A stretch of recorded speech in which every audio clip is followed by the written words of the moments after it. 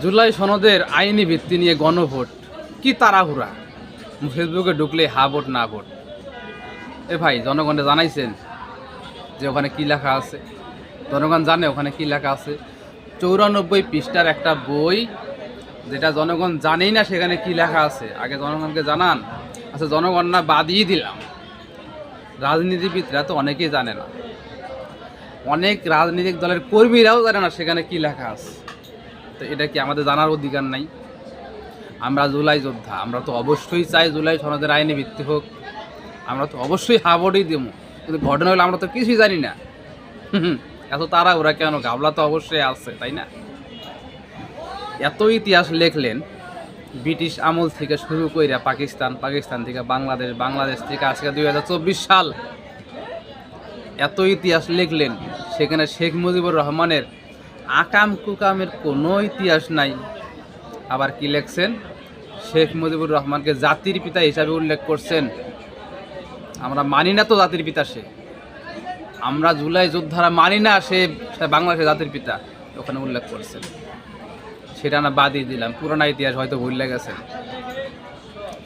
ইদানিংকালে যে বিপ্লব হইল, যেটার কারণে জুলাই সনদ, 1400 ছাত্র জনতা শহীদ হইল, কারা মারল, কেন মারল, কোনো উল্লেখ নাই।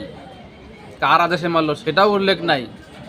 খুনি হাসিনার উল্লেখ নাই, স্বৈরাচার হাসিনার উল্লেখ নাই।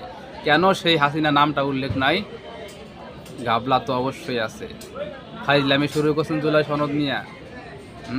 জনগণের সাথে নাটক শুরু করছেন, তাড়াহুড়া লাগাইছেন গণভোট দিয়ে দিবেন। আগে জনগণের কাছে প্রকাশ করুন, পরিষ্কার করুন, জনগণ জানবে, তারপর ভোট দেবে। অনেকে আবার উদাহরণ দেয়, জিয়াউর রহমানের সময় তো হা ভোট না ভোট হয়েছে। হ্যাঁ হয়েছে, সেটা হয়েছে এক কথার উপর, ছোট্ট একটা কথার উপর। জিয়াউর রহমানের আদর্শে বিশ্বাস করো, মানো, তাকে ভোট দাও। হ্যাঁ না, যে কোনো একটা ভোট দাও। সেটা অল্প কথার উপরে ভোট, সেটা জনগণ খুব ভালোভাবেই বুঝছে। কিন্তু জুলাই সনদ, এটা একটা সনদ, 94 পৃষ্ঠার একটা বই, জনগণ কতটুকু জানে? জনগণ হা ভোট না ভোট দিয়ে দেবে। সম্পূর্ণ অন্ধবিশ্বাসের ওপর জনগণকে অন্ধকারে রেখে আপনারা কি হাসিল করতে চান? কি হাসিল করতে চান? কি নাটক লুকায় রাখছেন এই বইয়ের ভিতরে?